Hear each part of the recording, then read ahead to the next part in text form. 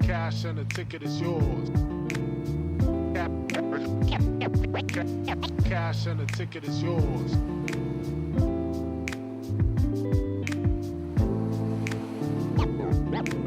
Yo.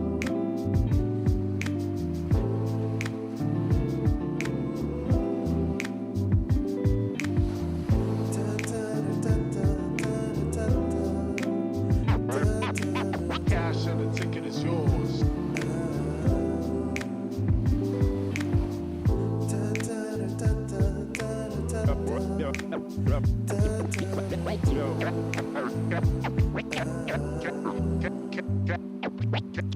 Cash and the ticket is yours.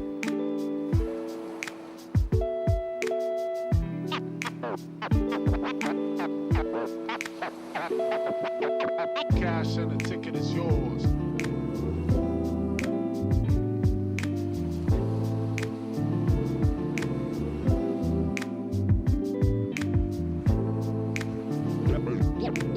Yo.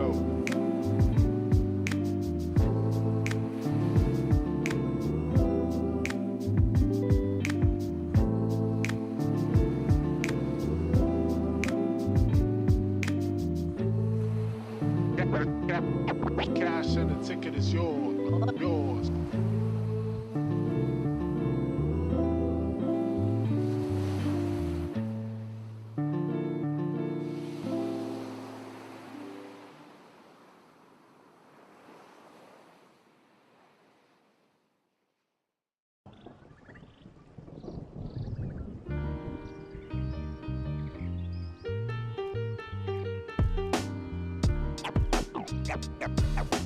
Got lots of love.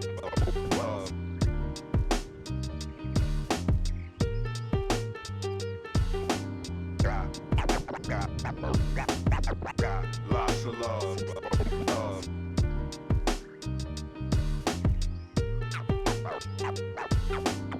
Got lots of love. Love.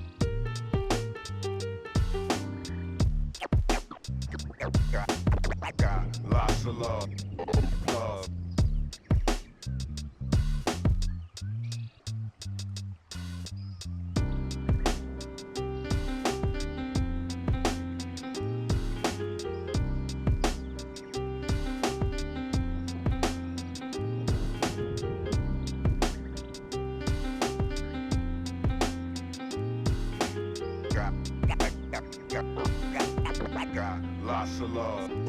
Love.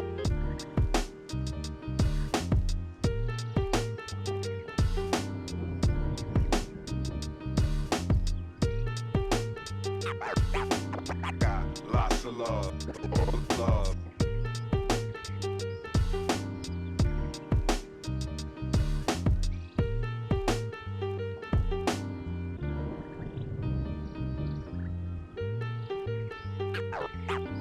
Got lots of love. Love.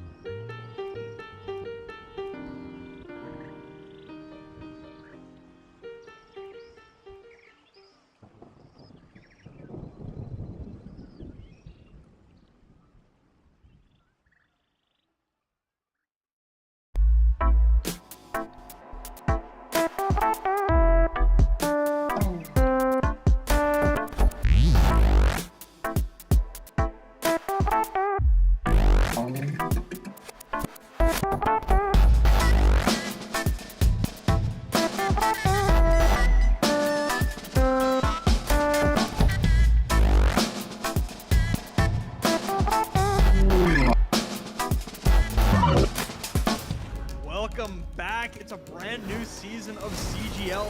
This is just an absolute treat. These players are so damn good. The talent on these teams is undeniable. Everybody on every team right now is making plays. It's going to be an exciting start to the season, and it'll just get better from here on out. We're about to step to a whole new era of Overwatch esports. So much exciting action is happening here on CGL that you do not want to miss. Look who's starting it all off. It's Raven. No one to necessarily figure out what is the right way to go just yet. What a nice roll through from Peyton. It's just gonna solidify everything for Mythos. Does come back, and Arsario gets the mech, but I don't need a mech. I'll kill 4 anyway. This is just a highlight reel for Arsario right now. They're making a statement in the EU Masters here. This patch is still incredibly fresh. There's so much to learn, so much to change about the way we play the game. NKC, but the shatter is colossal. Let's get it going. Trades keep coming through. Lores, you're gonna be able to find these shots true. Inu on the overclock with 2. Here comes an Ambulance, immediately goes back, like fine skills, slicing and dicing their way through 2, 3, so back and forth.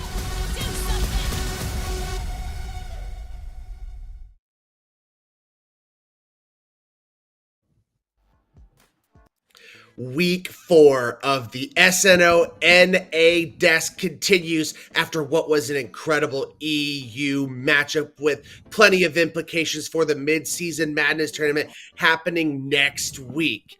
Once again, I am your host, 2TryHardWay, joined by some familiar faces and one new one that we're bringing in from the NA desk. We still have Spectreon. Yo, what's good? We still got Mr. Bossman Headrammer. And this time, coming in for the NA desk, we have Soft Adam. It's good to see everybody. It's good to be back on the home front side. Whoop, whoop, whoop, whoop. You should have. NA greater than you. I know. Okay, bro. I say I'm not even the EU guy here, and you guys are At the least- EU. at You guys are least when treating me at like I'm a least when the Brit. NA teams play Brig Juno, they stick to it. That's all I'll say. Oh. Yeah, we might not be good at it, but we do it. That's fair. That's fair. Oh, man. Great seeing you guys. So let's go ahead and let's just get your general thoughts for week 3. We heard Headrammer and Spectreon on the desk, so I want to hear from you. So how have you seen things play out these last 3 weeks? You know, with the meta changing, Ray, we're still evolving. You know, usually, but they're like a point. You know, in week 3, we've kind of settled into something that all the teams kind of understand. This is what we want to be doing. No, we're still evolving. So I don't think any of these teams are resting on their laurels. Yeah, some of our teams, you know, especially tonight, are doing very well, but I don't think that guarantees them, you know, the perfect pre-playoff spin here.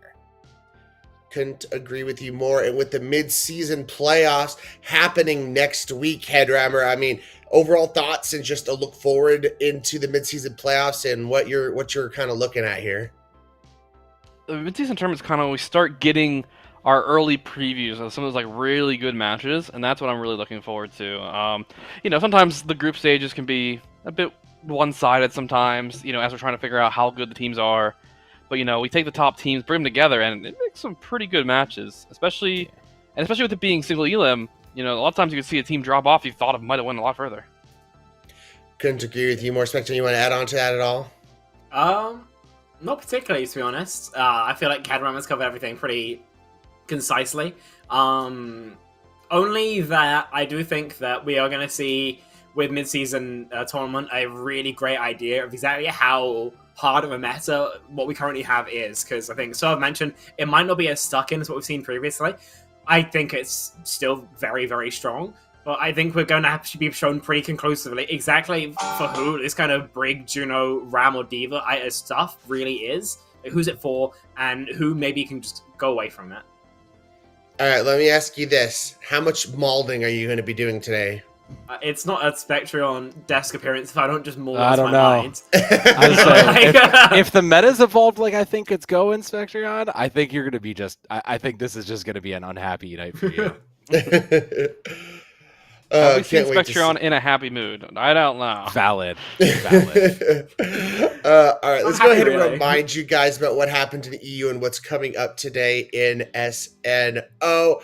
Earlier on EU, we had a 3-1 matchup between the underdog Team EXE against EMC Helheim. Team EXE was able to get that victory 3-1, and they were able to improve their standing in their group for the mid-season Madness tournament, which was awesome.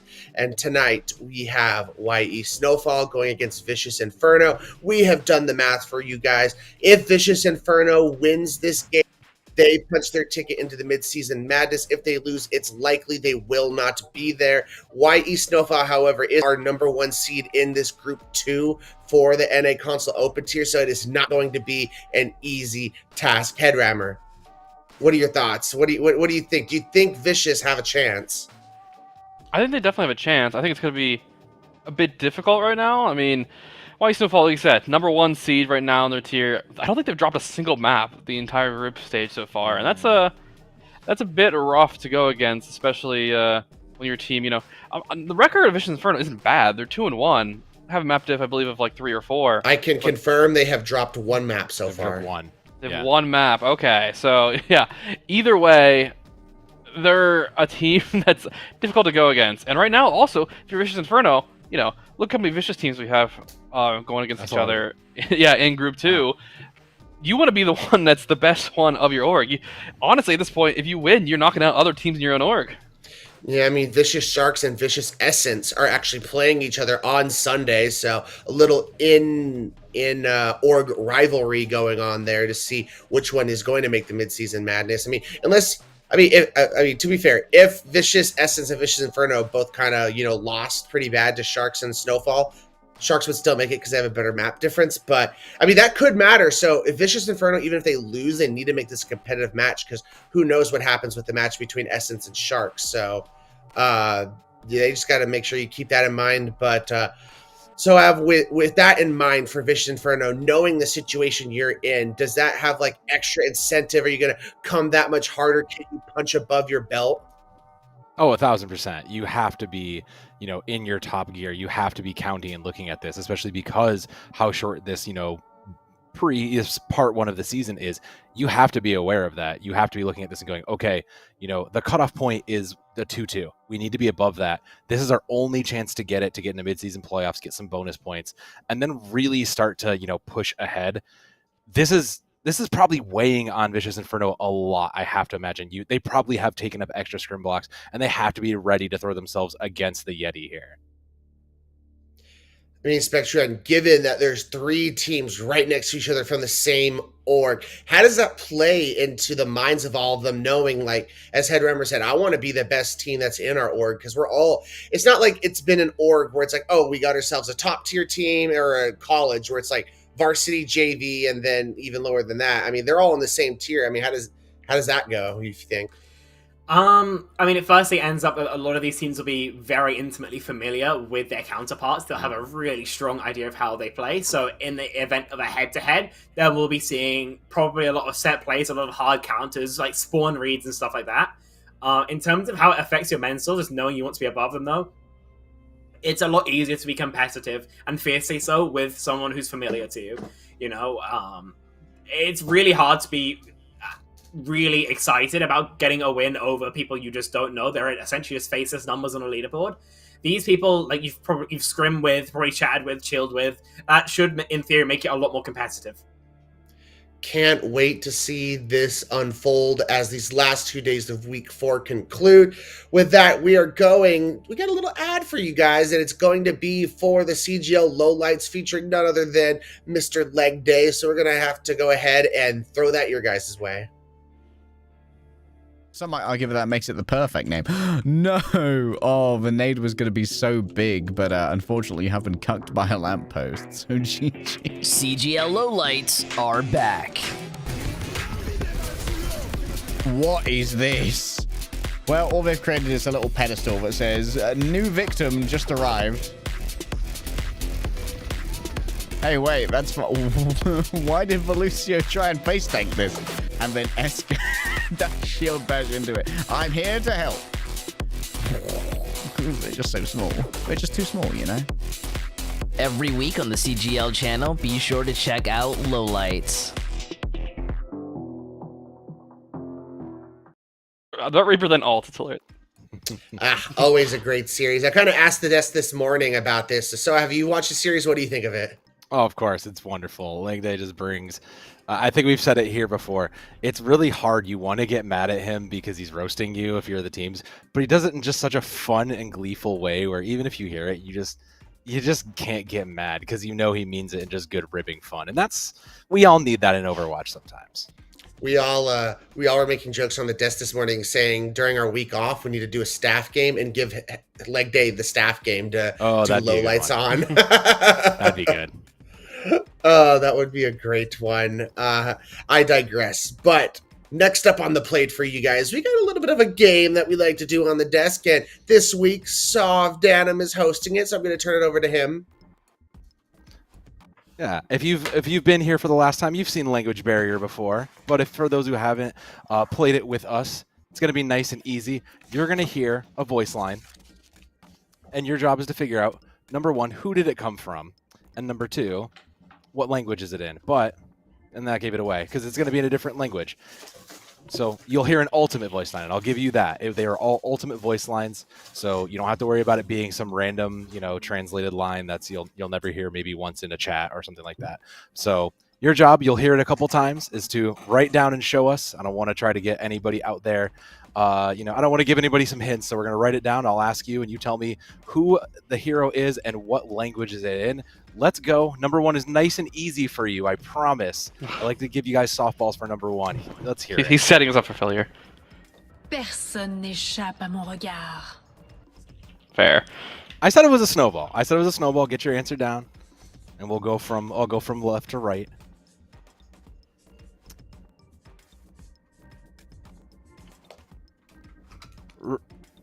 Ray, who do you got and what language? Oh, okay. I see English. Who's the hero? Bring it over. There we go. Widow in English. Okay. Specitron. We have a question, actually. Yes. Of course. Are you talking about the language in which it's being spoken in, or the language it is for your Overwatch client? It is for your Overwatch client. So if you change this, if that changes your answer, you can go ahead. But okay. Yes, if you were to change your client to this language, this is the language. This is the voice line you would hear. Okay. Ray, does that change your answer at all? I should have specified that, I guess. No, that's how Widow sounds like on my client. And it's English. Specitron. Yeah, then Widowmaker, again, sounds like English. Okay. Rammer? Yeah, I had the same thing. I just wrote English. Originally I I'm wrote sorry. French. Everybody gets 1 point. It was, in fact, the French. Okay, that's cool. That's cool. Does it sound different between the English line and the French line? There's no difference between the French and the English. If you flip it, it is the same. It is the same line. I actually went and checked this, so you'll have to take the one for now. So wait, you're saying there's no way we could have known? I actually had French. I had French written. How are you supposed to get that right? It was in French. You take that for what you will. I had French written. No. God, I changed it. That's ridiculous. That's 2 weeks in a row we got cucked by France. Like. The crazy thing is, I literally wrote Widow French originally, and then I asked about the client question and changed it to English. No, that's the same one in the French. So. Everyone in chat, please report. So right, he actually spelled out his Twitch name right there. Please report. Let's go on to number 2 before Bossman gets me fired.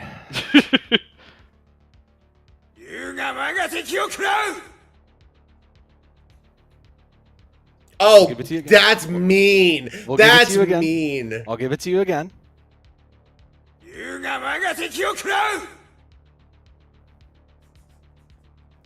This one's a little mean, but still, again. Can I hear it one more time? I need it for the language. Of course you do.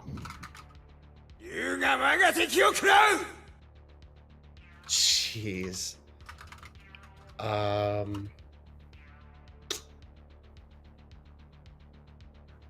Ray.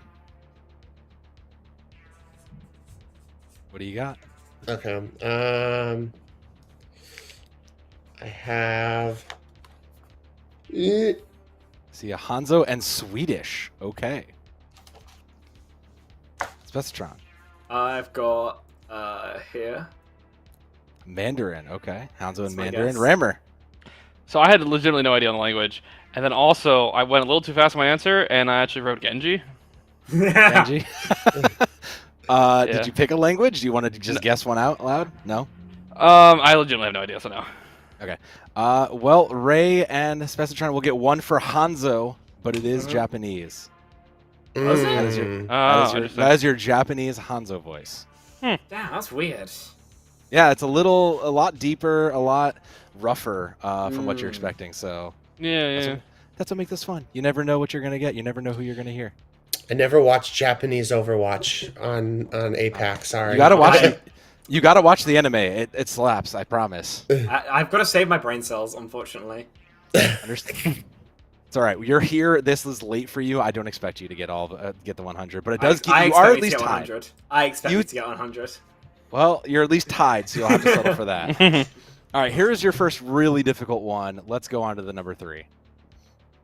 Poddajcie się mej woli.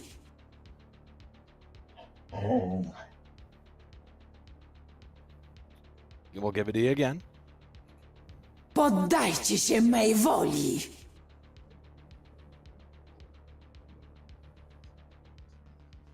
This one's truly, admittingly, a bit evil.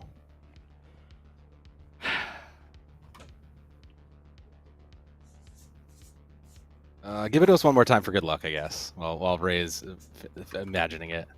Poddajcie się mej woli. Spectron, you typed in first. I'll let you go. I'll let you go first this time. You look like you've locked in. I had to give myself a second to think, but I'm gonna say JQ, and the language is Bengali. Okay. Headrammer.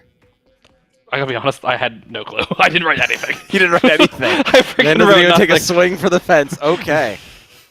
Ray. Sojourn and Swedish. No points across the board. That is Moira in Polish, friends. That is, Okay, that admittedly, is our Polish word. admittedly, Moira crossed my mind. The language didn't. I don't know. tried to throw in it's evil, but Yeah, I simply would never get that. I'm sorry. Yeah. When I don't. Again, I can't expect you to, but it's always nice to see. What I'm The, learning the is Sojourn, I don't know. I just imagined like this ends now just being a little bit longer, so I was like, maybe that's what it is. Honestly, maybe I should stick with my instincts more, because like the first and last ones, Yeah, I both you should. Because my first and really last should. ones were actually kind of. There's no harm in guessing, except for looking like a bit of a twit. Yeah. Yeah, that's it. Worst case, you look like a bit of a fool. But all right, on to number 4. Still got a tie in for 2 points each. You might want to hide yours. Spectrum. 生命会守护生命。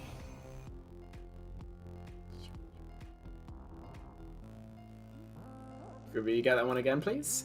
Of course you can. 生命会守护生命。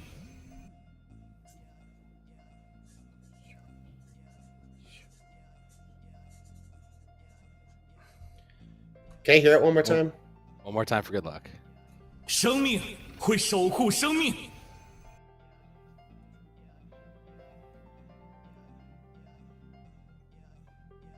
There's no negative points, so you might as well guess.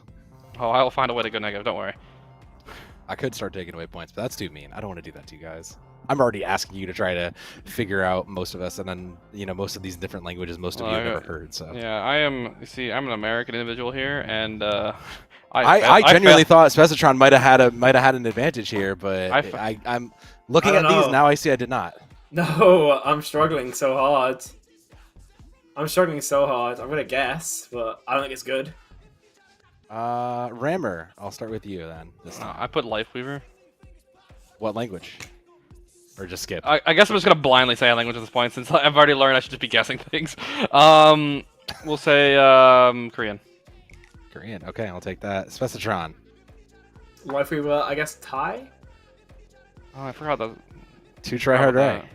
I have Lifeweaver Chinese / Mandarin. I'm going to give it. Ray, you get 2 points off of that. It was simplified Chinese, but everybody gets a Lifeweaver point. So congratulations on that one. That at least puts Ray into the lead, though, at 4. So well done, everybody. We got Lifeweaver out of that. The funniest part was I was much more confident on the language than I was on the person. Okay. For me, the person almost sounded like Lifeweaver. Yeah, they actually did a very good job on that. Fantastic voice work, yeah. Yeah. So kudos to them for that. But Ray could close it out here 4, 3, and 2 across the board. Here is the last one of the night. This is probably one of the toughest. Can we go negative points now, so that way Ray can go backwards? Maybe. We'll see how bad. If I think your guess is very wrong, I'll deduct a point. All right, let's hear the last one. 저에게 집결하세요. Listen, this one is tough. So one more time. 저에게 집결하세요. Can we hear that again, please? Of course. We played on loop. Yeah. It's quick. It is quick.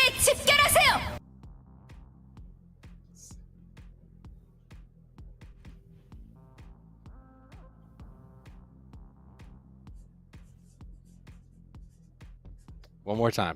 Why not? I see a lot of thinking faces. Let's give it one more.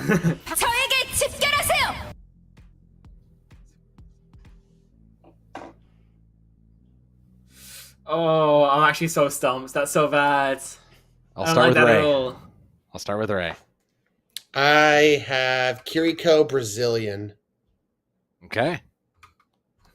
Specitron also picked Kiri and the language of Korean, I assume that is. Yeah. Okay. Rammer. I also had Kiri, but I'm trying to think what I gotta be different for language if I want to have any chance, right? Maybe, maybe not. You never know. I'll put frick, I don't know. I'll just say Japanese. Japanese, a good guess. Ray will win for the day. It was Korean. Specitron, I'm sorry. It's only 1 point. You needed both. Birgitta. Oh. Korean Birgitta. That's crazy. I was going back and forth between Kiri and Mei. Yeah, I was never getting that, and I don't know. I was to say, and remember, that's what all our Korean players that we've watched for years are hearing when they hear Brigitte. You're probably sick of hearing Rally to me. They're sick of hearing that. All right, well, Ray, congratulations on your win. You narrowly took it away from Specitron. And how about a quick winner's speech for you? NA diff. Right. You're like 50-50 today. I don't know if you really say that one. You were last place on EU desk. Did NA win? I mean, that is fair in the sense that I won EU, you won the NA one. That is fair. Exactly. NA diff. Okay, you know what? We'll take the teamwork aspect. Well, thank you all. This has been another incredible round of Language Barrier. So maybe we'll see it again. Maybe we'll keep it going, depending on how lazy everybody else is about coming up with ideas. So who knows? Maybe we'll get to see it again, and maybe I'll actually improve that clip. But thank you guys for playing, and I hope you guys in chat show that you are smarter than our desk, because I know you are. Are you smarter than a desk member? Are you smarter than a desk member? Are you smarter than the SNO desk? There's your game show. Yeah. Yeah, there you go. That's your new idea for the game night you want to do, Headrammer, is you bring the desk on. It's like, are you smarter than a fifth grader? But it's desk members about Overwatch trivia. Yeah. They all have specialties. I'm good at character lore. I'm good. Yeah, we're just getting decimated on a weekly basis by the community. Oh man. All right, back to this matchup between YE Snowfall, Vicious Inferno. We did get some pre-recorded interviews for you guys, so we're going to start off with the YE Snowfall one. Alrighty, we have ourselves another lovely interview, this time with Snowfall here. I've got Zombie, one of the DPS players. And how are you doing today, Zombie? I'm doing fine. I'm good. Great to hear. Well, let's just go on into it. How's the season been going so far for Snowfall? Yeah, at the moment, our season is going really good. We are unbeaten, and we want to continue this path, giving our best. Absolutely. I more than understand that. Let's keep that undefeated streak alive. Well, with that being said, mid-season's looming right around the corner. What are the team's goals for both that tournament as well as beyond?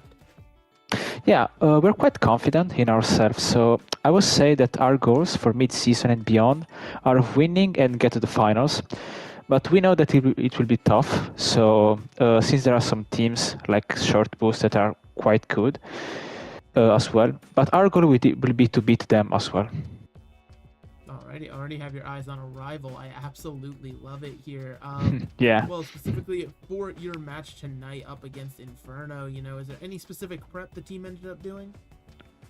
Not really, to be honest. We just prepare generally, and we try to improve on the things we lack, on the on comms, on things that we like luck.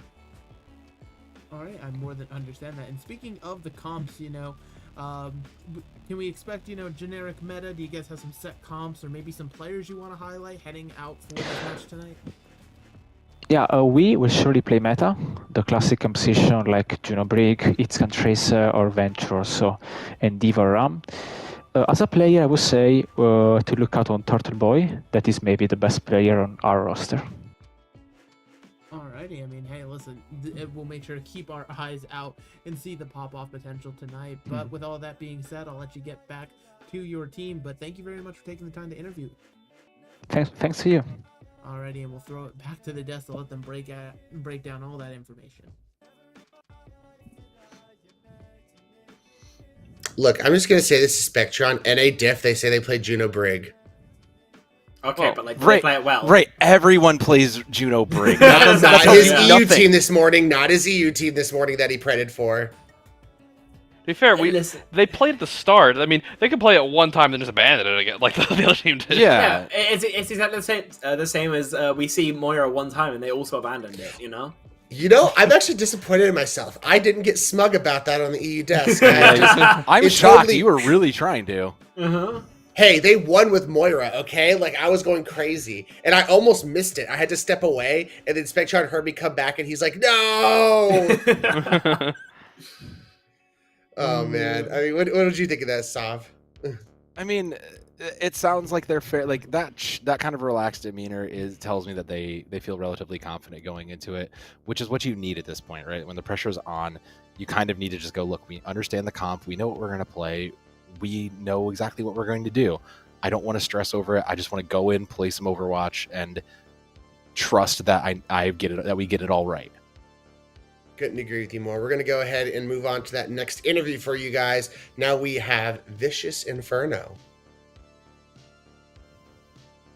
Hello there, everybody. I'm back with another amazing interview. This time we have Anna Main, one of the support players for Vicious Inferno. Hopefully you're doing well today. Yes. Everything is good. What about you? I'm doing amazing here. So let's just get right into the meat and potatoes of it, shall we? How's the season been going so far for Vicious Inferno? For us, as of right now, the season has been going really well. We had a little bit of issues with signed player. We were trying to sign a lot of new player, but a lot of them were not showing up, or a lot of them were just like not answering, just disappearing. So now that we have like our official roster is going better and better, we're trying to build up on that new synergy. But you know, it's always hard to bring in new people into the team and try to make them stick, because a lot of them don't show up to scrim, or a lot of them just don't want to play in general. But now that that is fixed, you know, we have a really good starting point for the next few games. Yeah, that's awesome. Sometimes you got to cycle in and out those pieces here. So looking specifically at the match tonight here up against Snowfall here, is there any specific prep or anything you guys felt like you needed to do in this match? We did a lot of scrim during the week, trying to have our supports ready, our DPS ready, have the right composition of tanks and support player for the match. Of course, we're really excited that we're going to play against one of the best team on console, so for sure we're really excited about that. But our main goal is just to be flexible in our comp and be able to adapt to their comp really fast. Try not to make too many mistakes, and it's an Overwatch game, so you never know what's going to happen. It's just try to adapt as fast as possible. That's our main goal for tonight. Yeah, exactly. And you were mentioning the comps, obviously it's a very flexible meta right now. So is the team, going to be hard set in some sort of meta comps, or are you guys just going to be answering the call and just sort of flexing as you need throughout the match?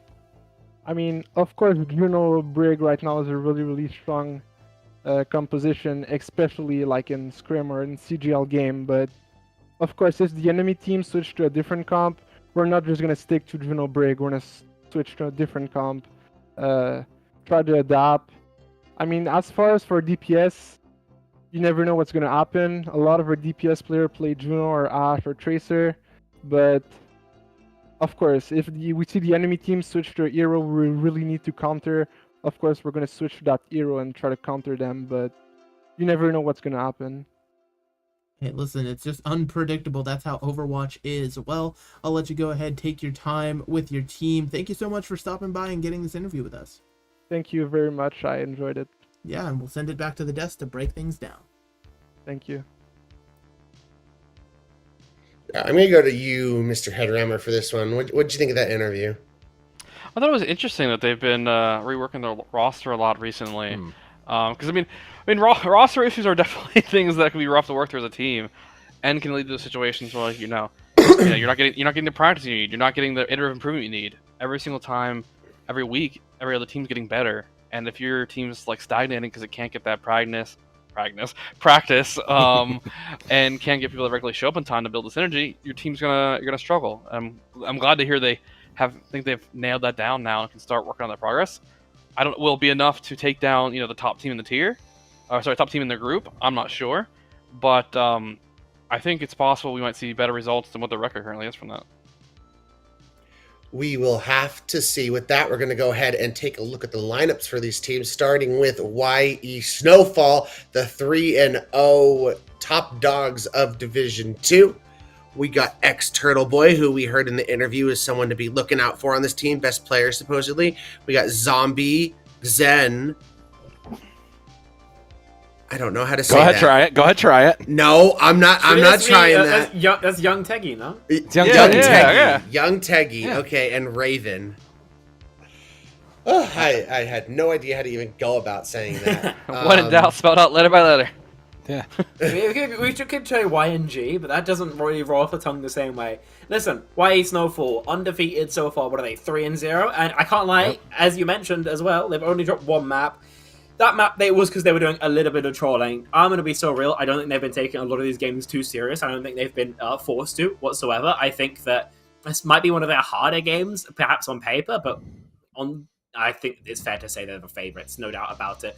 Obviously, they showed the ability to play the Juno Brig. They did that before, but they also really love going towards this Baccalare backline, even when, for lack of a better phrase, it's a little bit of trolling. So watch out for that as well. If they start feeling confident, if they start feeling themselves, or maybe on the flip side, if they get pushed too far and they're not feeling that Juno Brig, if they want to try and get those counters in. So that's a quick lowdown on YE Snowfall. And now to the underdogs who need this win to get to the mid-season madness. This is the lineup for Vicious Inferno. We got Obestology. We got Rousai. We got Immortal, Onamain, and Brewski. So, actually, I really love that name. Headhammer, what do you see about this roster? I see this as a roster that's really trying to stress a lot of their flexibility recently. Trying to not be like, one-trick comp ponies. Totally willing to play the meta comp. But their team coming in, we heard it on their interviews. Like they're, if the team runs on a Juno, they're more than willing to mirror. If they feel like it's not working, they're down to change things up. If the other team decides to swap things up and counter them, they're down to counter it as well. And I think that's something they really need, especially at this higher level tier of play. Is in the moment you need to be able to look like, okay, this is what's happening. This is what we have. What's going wrong?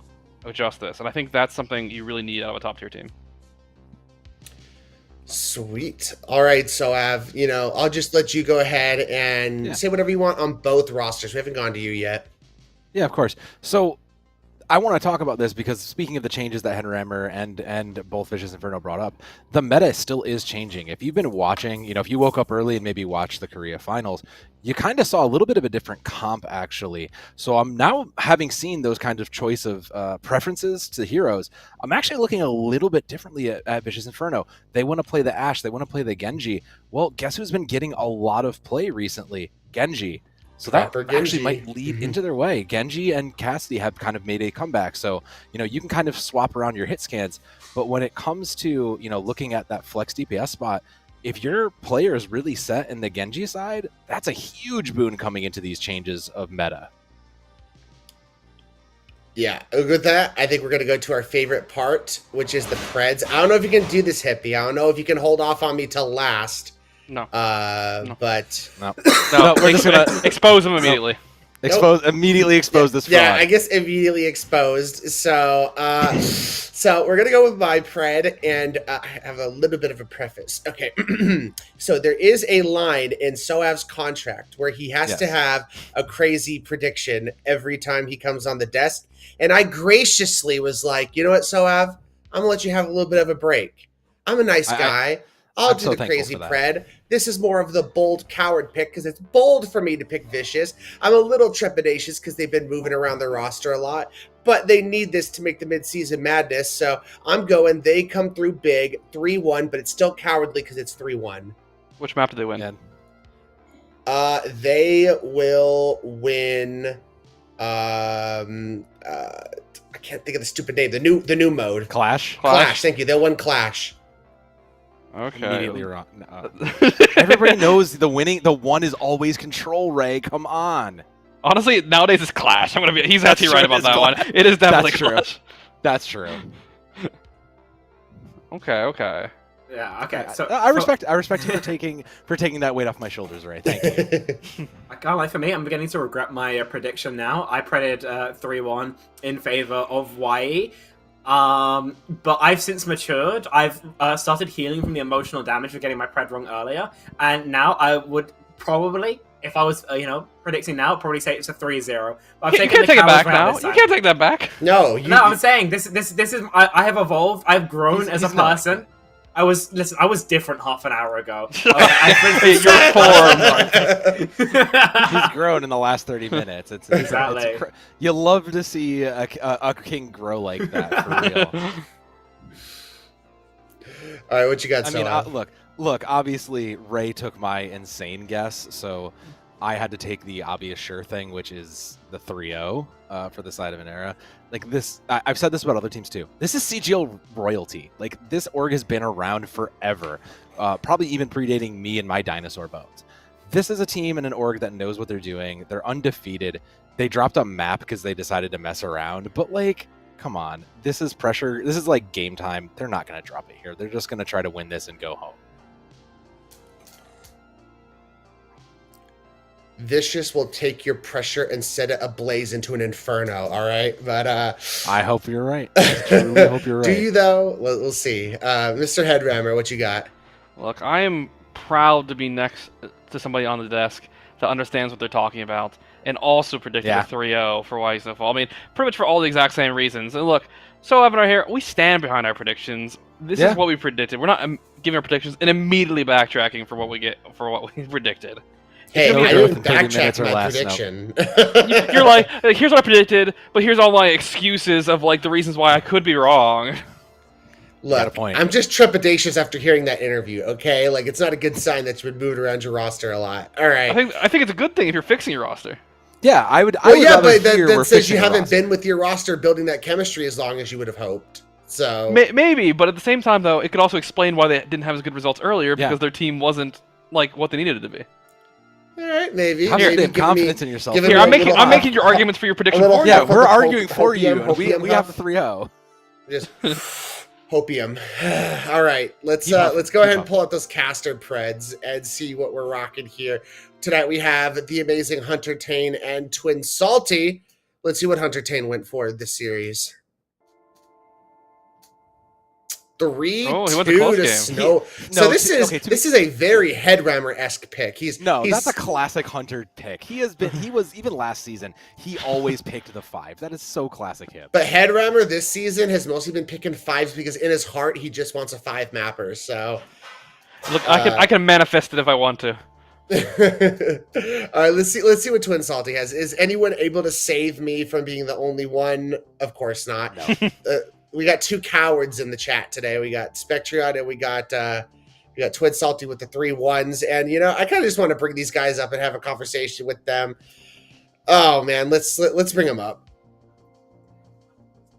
I mean, I think Hunter needs to really defend his 3-2 there because look, Hunter, I thought we talked. And I thought you grew out of this 5 mapper thing. No, listen, I cooled down. There are a couple of obvious games, and I got burnt earlier today. So I figured I'd have a little fun bringing it down to a map 5 banger because we probably should have gotten a map 5 earlier today if it weren't for a certain little pulse bomb. So I'm gonna pray for it to happen again because I believe.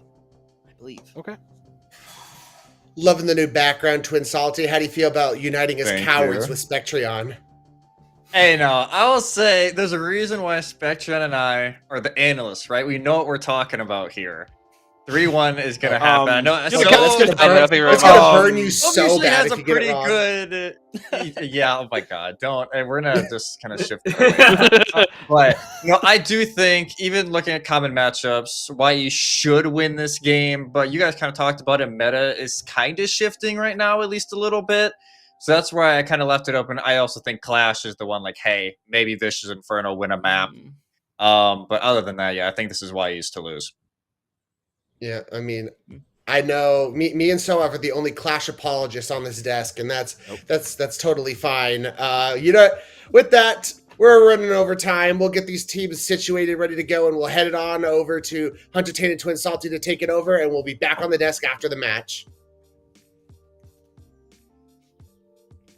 Another classic desk. They'll be proven wrong later. They will be proven wrong. But for the time being, we've got to get to that point. And like I said earlier, Snowfall hoping to remain undefeated. That 4-0 team again, only dropping one singular map. And Twin Salty, even with just 3 games under your belt, that is a majorly difficult thing to do here.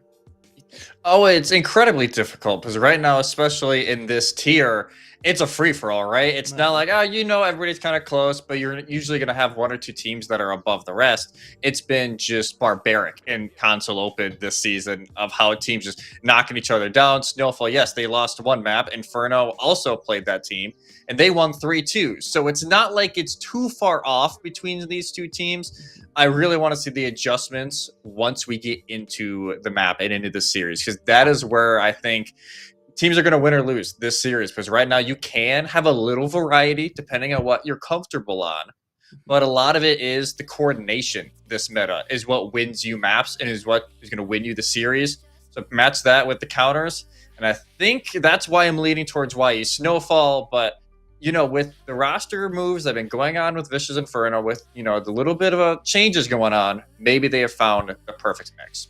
Yeah, you never know, because you brought it up before, synergy can be an issue for teams, but also, we've had times where we've seen, like, Kitsune and BPL teams, some people that haven't played together before, they just come together and they click just like that, but it is possible, and I think our first 2 maps are really going to show what these teams are comfortable and both not comfortable doing, because we're going to start out on Antarctic Peninsula, very known Brawl style map. This is likely we're going to see a lot of that Ramacha or that Orisa style come out, and I think we'll see how much these teams truly favor that Brawl composition, or maybe they might try to bring out something more like the Diva if they feel like that's just something that's going to be a little more consistent with the series.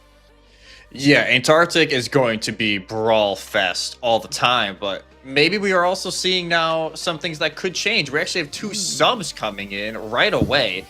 Raven and Eevee both subbing in. So this does change it, I think, a tiny bit. This at least screams to me that, hey, they are wanting to have comp-specific and map-specific comps that honestly would typically go in favor, like, hey, we want to make sure we test this out. This is what we're most comfortable on, and not just kind of subtly going that way because you think it's your best roster, but compositionally it may not be. I really like this move for a quick map 1 sub. Yeah, 100%. And right now, because one thing we do know is that Raven is notorious for being a hit scan, so could be bringing in potentially the Cassidy. We've seen the Cassidy brought up a little bit more, especially with that Orisa being ran. So I'm a little curious what's going to come up here, as we'll find out momentarily what these teams are going to be able to run. And obviously, we'll have to wait a moment to see, but it is looking. Ooh, I'll tell you what. I am Junker Queen pilled. I think the Junker Queen is great right now. I know Spectron is shaking his head listening to me right now, but I love them running this Queen Juno break composition. I don't mind it. I haven't personally seen enough of it for me to kind of say, like, hey, it's going to work. Only because, yes, the Orisa on the other side could be a giant nuisance to that, whether it be the jab spin. They can kind of just push Immortal away and not allow them to close that gap. But if they can actually get in, because of the fact that Young Teggy is on the Alari, which we have not seen in a long time, that could actually give this Inferno a pretty good chance here as we begin map 1. Play, it's a little bit rare, but it's been proven it's not exactly a bad option if you feel one of your characters, if you're very comfortable on it, you play to that advantage. You don't necessarily have to play the Juno or the Brig necessarily, but already Immortal going to get forced away a little bit here, trying to cleave away and find something. A lot of damage being brought through. Nobody down yet, but X10 or X is just, or Zen is just going to be forced away in that situation. Already lose your tank. Immortal right now just trying to stabilize. Shout is 2 seconds away. After that, they should be able to come through around this out, but unfortunately, they're just getting caught out one after another. Immortal no longer having the shout ready. Raven going to be able to pull around for a moment, and 15 already percentage in, and Snowfall just manages to pull back that fight. even though they lose their tank right away, it is Vicious Inferno, maybe playing a little bit loose, playing, you know, the adrenaline is pumping right now at this point, probably for them. So maybe just playing a little too fast, getting ahead of themselves. But overall, that JQ worked in that first fight, getting Zen away from the rest of the team. You wonder now, is Zen going to play a little bit more cautious, knowing that, hey, that happened first fight, we got away with it this time, but I don't know if we'll be able to get away with it again. Yeah, 100%, because in this situation, unfortunately, when you're Vicious Inferno, you do have to kind of be more brawl heavy. Oh, wow. Unfortunately, Immortal's already down. That fight is pretty much already over. You have to take the reset, you have to get out, and now at this point, now you have to really start considering that Dark Queen, because it is just clearly not working, as there's going to be a couple of cleanups here. Yeah, at this point, Snowfall have shifted from, hey, we're going to rush into you, we're just going to play poke, and that was really the part that Immortals got crunched on. The staggers continue to come through on Vicious Inferno, already 70% for YE Snowfall, and haven't even needed to use a single ult. But now that the D.Va is in play, or D.Va was in play for a second, that's going to match the Orisa now for Vicious Inferno. They're going to be able to have a little bit more of that mirror matchup up front, but it is just the outright ult economy that is in favor of YE. Yeah. Raven trying to be hidden right now. Wants to ideally catch this on Dabrowski if possible.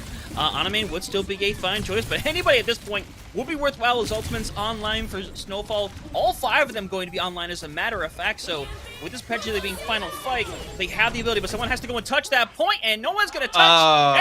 And we already have... I would classify that just I'd call that a C9. I think I'd call it that. It was a 5v5. It was touchable. Guys. I'm so sad. I'm so sad. That's how we start this series. That's how we start this series. Okay. Yeah, that's rough. They were honestly in an okay position there because Young Teggy's ult didn't get a whole lot done. I think it hits, what, 1? And they just, they even had Rally popped and they had Orbital Ray popped. So that's painful. That's painful, Hunter. I don't even know what to say. Yeah, you know, we're gonna pretend like that didn't happen. Luckily, got a second map to deal with now. They're gonna come out on the same thing, though, in the situation. The Queen wasn't quite working out. I think it works slightly better into our mantra as opposed to an Orisa, though. So I want to see how this is. But for Vicious Inferno, they have to try to be the faster team in this situation because they were really slow in a lot of their fights when salty. And I'm really hoping they can pick up the speed, but they're just kind of just sitting in a funnel right now, just getting blasted away, and that's not how you're going to win this fight against Snowfall. No, you have to be the aggressors. You have to be the one pushing the pace, and so far it has been YE Snowfall that has been doing it. They will get first cap, and you gotta wonder, again, is the JQ really going to work here? I honestly think the counter more of that fight was against Rulse, because you just put the Vortex right where you think they're about to pop up. They don't actually get that upward momentum, and they're just a sitting duck. And that time, Rulse just gets pounded down. It's going to be a lot of pressure here onto Bestiology to make sure they can get some of this opening damage to allow their tank to go in. But so far, they're actually doing an okay job of it, pushing Zen back. Yeah, but right now, Raven is drawing so much attention from this backline. Rulse is going to get taken out. Zombie is going to get pushed out a little bit, though. Got a couple people low. Eevee does get taken out to even things back up. Immortal just has to be able to survive because if they get this ultimate on, which they are going to, they're going to catch it on the 2. X10. They're going to get knocked away. Point should be able to unlock. They want to chase a little bit here, hoping to find a knife, but instead they're going to take the point. 39% only online, and Fish is finally taking a bit of an aggressive fight there. And that's, like you said, that's what they need to do every single fight. Be the aggressors, push Zen back, try and draw out some of those resources from the opposing side, and then make sure you keep on that aggression. You cannot let Snowfall reset and then push it on their own accord. Yeah, Raven already going to be down early. You lose that ability to kind of hit up that back line, so now you got a choice of how much you invest, and it's going to be a double down on that investment here. X10 and that rally going to be brought into the fight. A little bit of trading back and forth here as eventually it's going to run out. Right now they're trying to force a little pressure off at this point. And with X10 or Zen cleaning these things out, looks like the point E is going to go back over 34% on the board. Bright side is you get a couple of good ultimates out. And Young Teggy does die pretty late there, so that'll at least cue Snowfall to play a little more conservative, knowing that, hey, we especially need our Brig here to help with some of that healing. They're actually going to go over to the Kiriko to have have the bell to get rid of that negative effect from Immortal, but the Orbital Ray is just going to allow this push. Yeah, that's going to be an excellent dynamite as well. Looking for the pulse. It's going to miss on the side right now. Zombies already got a 2K. Make that a 3K with that bomb as well. Make it a 4. They're looking for the whole shablam, and it's not going to be theirs. Eevee is stealing it away, but 75% on the board. Final fight potentially online, but no more ults left in that chamber. I love you. Just initiate that with the Bob. Hey, Orbital Ray, yes, you're not going to be able to play as aggressively with it, and you're kind of just going to have to stay put because they've already seen so far against Vicious Inferno, once they get faced with some aggression, they do not match it. They kind of just sit back and accept it. Yeah, and we're going to see them try to go right away, try to find something here. Unfortunately, not going to find really any picks. Brewski, in fact, is going to go down first and foremost. They're going to try to find the back cap on this for now to stop it, and it looks like it is going to flip over. So this is going to buy Inferno a little more time, a little more space to work with here. They don't necessarily have to aggress, but Immortal wants to go for it, and they literally found nothing with that. They are going to eventually get rid of Zombie. Might end up paying for it, though. They need to find one more pick in here, unfortunately. Not quite going to accomplish that. It's going to be down to the DPS of Vicious Inferno. Beastology and Rawls right now pulling it back. Beastology already has a 2K to their name, and it looks like Raven going to have to try to get out of here alive. Looks like they'll be able to, but what a clutch from the Inferno DPS to keep that alive. To make sure they cap, to make sure they're like, oh, we don't have to play all on point. And then, like you said, making sure they clutch it out. They are able to get Zen, and they get one more fight going. But they actually swap over to the Winston now, and the Baptiste. So almost playing like the dive with half poke with Bestiology and Anamain, but they gotta watch this point as well. The flip almost came through. Yeah, you kind of have to have somebody on this point constantly right now. Raven is taken out though, so now Zen has to wonder whether or not to aggress now and go with Assault or hold back. Looks like they're going to hold a little bit, but Beastology's Mao made it a second one right now, and now Zen might not have an option but to go in with this one and hopefully try to find some kind of pick as they're going to go aggressive. They're going to pop that Annihilation. Bunch of bodies in front of them, but that's a bunch of damage too right now. Eevee being taken down. Zen cannot pull this one back. They're trying their darndest to. They've gotten one, but they need to get more than that right now. Raven does eventually have to extend out, try to find something, but unfortunately, it's just the touches that are coming through. Gonna barely make it a nice stick, but they prop themselves back into them, so they're gonna take them both out. So no one gonna touch Vicious Inferno, pulling that one back. Gonna bring it to a third point here, and finally, this team showing some backbone, showing some aggression, and it's paying off big time. Maybe just some nerves, you know, on that first round of Antarctic Peninsula, because they were just playing a little off. Now this is the team that we kind of expected to have that upset potential here, having that aggressive, realizing that, hey, we can't just sit back in this composition. And I feel like, oh, Beastology really started to settle into this Ashe role. We talked about it earlier. Ashe can still be a very important figure of these rosters right now, and if you're able to hit the shots, that can really bring a lot of value to your team. And they honestly shut down Zombie in those fights that they needed to win. It didn't always happen, but it worked occasionally. Raven will just TP their team forward, and now it'll be a JQ match on the final round of Antarctic. That brings me some curiosity. I would have thought they might have just tried to go back to the Orisa a little bit here, just to kind of bring back that advantage that they felt like they had during that first round, but instead, it's almost like they want to try to beat them at their own game, and that might be a confidence thing, to be honest, saying, okay, you can run the Queen, we can run the Queen too, we can make it happen. And right now, I want to bring out right now, Beastology, who's already sitting up close to 40% right now, bringing a lot of pressure to everybody that decides to peek their little head out, but Immortal's the one in a little bit of trouble right now, but Beastology coming up big, already got a pick on the line. Anamain, those gotta be very careful, getting super low, and Immortal gonna help run down the rest, and suddenly Snowfall is sitting on the back for right now, forced out. Inferno gonna start out with the point, and Beastology is just a machine so far. They have woken up since the end of round one. They're really coming into their own now. 16 elims, 4 deaths, almost 8k damage already on the board.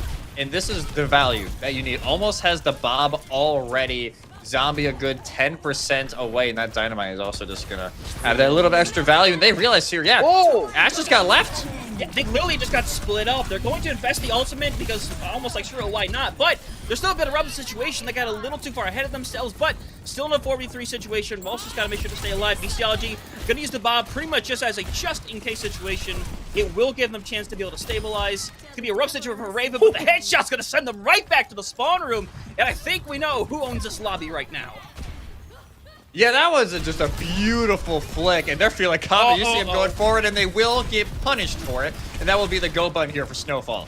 Yeah, I'm gonna drop all my praise right now for a little while. Yep. We're gonna let that take the reset. As it looks like they're gonna have to give up the point 53%. Still a good amount of percentage. Still gonna have some really good ultimates, but Snowfall could have 3 of their own, including that Bob that Bestiology has already used. You know that, hey, the Bob is not there. We don't have to worry about it at all. The only downfall for Snowfall is, yes, you had to use both support ultimates recently. Vicious Inferno will have both, but they don't see Raven. No, they do not. So has that pulse bomb online ready to go. Gonna pop it out. Room full of people, not gonna get anything. Zen's gonna go in with the investment, manages to get a 3K into Vicious Inferno. We're trying to survive best they can. Immortal doing a great job of staying alive. It looks like they're gonna double down in this situation here. Want to pull this one back. Rolls already got themselves a 1 off of that. Raven's still alive though, has a chance to come back to this point, potentially stall it out a little bit. But it's looking like a touch is very unlikely right now. As, oh my goodness, Rawls manages to fit his mouth just before Brewski goes down, but this fight is still partially ongoing as they're going to take a quick little reset. Yeah, everybody kind of just putting up a timeout sign right now. Like, hey, just relax for a few seconds as both teams not totally here yet. And what a blade. Oh my goodness gravy. And of course, we're going to keep this one going. Point looking like it's going to cap back over. Looks like it 100% will. Again, 75% on that board. Have a bit of an ult reset right now. No one is like super close to their ultimate at this point. No, nobody's super close quite yet. You're gonna have the scenarios from Young Teggy relatively soon, and we've seen how quickly Juno can build up that orbital ray. So that's the big 2 right now for Snowfall.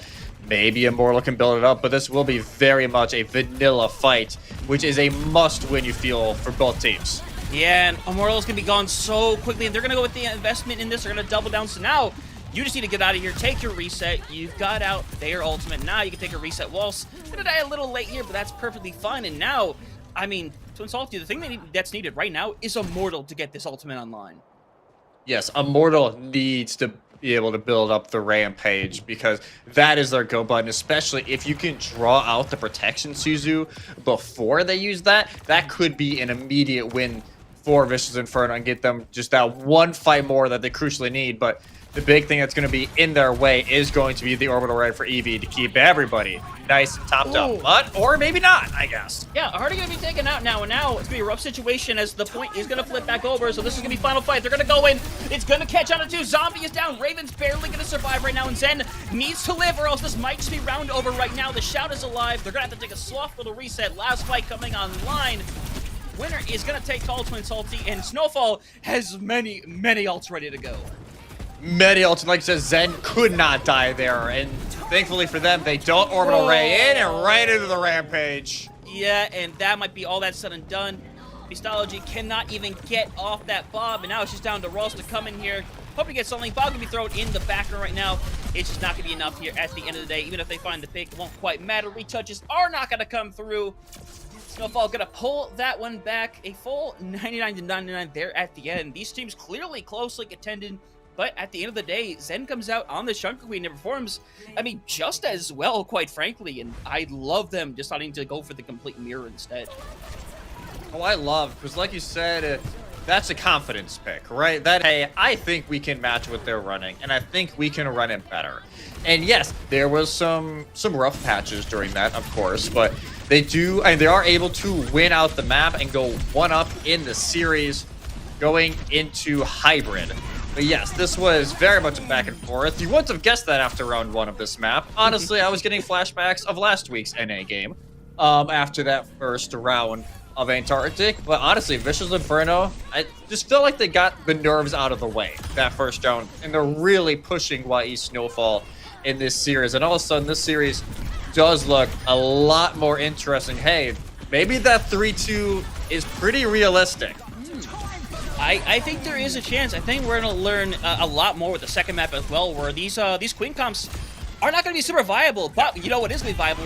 Beastology over on this Ashe, likely to be seen again. And all things considered, they were the one person really putting the rest of Inferno on their back in some of these fights. So I'm looking forward to Ashe to still come out. But this is where we're going to see the comfortability change a little bit. The tanks are actually play something a little differently. As again, these Queens just came out and performed so amazingly so. But I mean, Twin Salty, it just has to be seen right now because I really need to see how they do on something that's a little more dive or poke oriented. As we'll look at the stats here. And first of all, Zombie and Zen both managing to hit 16,000 damage. That is a lot. Wow. That's crazy looking at that. Just over 16k for both. And you look at the healing numbers as well. They're honestly relatively even, which honestly, especially when you got the Junos in play, they can crank out a lot of healing and the damage as well to boost. Young Tega, yes, they're going to have a slightly more damage typically than the Brig when you're running this because the fights are so quick. Brig really doesn't get a whole lot of time to actually swing, get those flails off. They're more there to protect the rest of their backline, and it just did not work out enough. But, you know, we keep talking about Zombie and Beastology, who are, honestly, they are the win conditions for both of these teams right now. Got a little bit of a comparison here. And yes, Beastology was pretty rough during that first round of the map. But from there, they honestly caught up relatively well. 14 to 12 final blows, 30 to 20 elims. The accuracy is not too far different between the two. So honestly, this will be a big thing going into Paraiso's. Hey, can they keep up that momentum that they brought in Antarctic and actually bring them a map win here in map 2? Yeah, 100%, and it's a possibility either side. And again, that's mainly because we look at the fact that we are likely going to still see the Ashes come out. We're likely to see the Tracers still come back out. The big difference, realistically, like I said, is going to be the tank. We're probably going to see that Diva or that Winston come out in the situation, but obviously something we're going to have to see is, like you said, Paraiso going to be that next map. Very much the dive/poke-centric map here. It's not going to be the same as Antarctic Peninsula, and in fact, you might agree, it might be the polar opposite of Antarctic Peninsula. Yeah, I would say it's the complete opposite. Yeah, it is dive, and a lot of dive. Except if you're a hit scan to where, hey, you get to have fun on high ground until you get dove, and then you're running for your life and praying that your team can counter dive. So this is going to be very different from what we saw on Antarctic Peninsula. Yes, we saw the Winston for a little bit from Vicious Inferno on the second run of Antarctic. So we know they're not, totally against running the Winston. I personally like Diva more right now just because it has slightly more defensive capabilities on helping your backline. And it just feels like, they buff Diva and the people realize, like, even after they remove the buff, she's still pretty good, right? Like, she's always going to be consistent, and that is something that I'm curious if teams start leaning back to, or if they're going to show us something a little different. Yeah, 100%, because I still think you can kind of lean either way, and I think part of it comes down to your DPS line. If you wanted to go something super mega fast, you want to run that Winston, put a Sombra and a Tracer on it, At the same time, if you don't want to go as fast, you want to play a little more protective, be able to create a little more denial, you can still bring out that Ashe instead with a Diva, which I think is honestly a very likely outcome here for Snowfall, because Zen very comfortable on this Diva, so there's a good chance we're going to see it. But gonna have to see to start things out, since of course Snowfall gonna be able to pick on what side they want to go on. Most teams will opt to defend first. I imagine it's likely not going to be a whole lot different in this situation. You can already see them hanging around. Ball currently hanging around a little bit. Do we think this is gonna stick? Where is Zen? Production, can we see where Zen is actually on the map? Are they like out of spawn? I think they're like... Oh, but they are... okay, they're running doing this. it. Okay. Is that the pineapple pizza? That is the pineapple pizza. Hot take, I don't think it's disgusting, but not my personal choice. I'll give it a C. Yeah, I'll give it like a B-, like C, somewhere in that range. Like, it's okay. But this changes it up, because we don't see this a lot, right? We've seen it occasionally... Right, we have the one trick team in OWCS EU that runs it here and there. I'm very interested in how this goes. The one benefit here for Vicious Inferno is that they're already on the Cassidy for the Flash, and there's on the Brig to try and help out, but they don't have that on up for the Sleep. To have that extra denial, that is on the side of Snowfall, and already Juno is down. Yeah, the thing is, Anami kind of got left to perish in that situation, unfortunately, and that's going to cause a bit of a quick reset, but they're all kind of so far into the point where it's really hard to have an absolute reset, and Zen is going to be able to get away with almost anything for free, and that's going to count. Maybe getting rid of Ralstad is going to come through, so now this really did come down to strategy, because you either have to go all in on this ball, or you have to bypass him and completely ignore him. Which, especially sometimes, obviously this is online ranked, but like, when you think about it in that sense, like, yeah, it's so hard to see, because that happens. Like, that happens. Your backline just dies.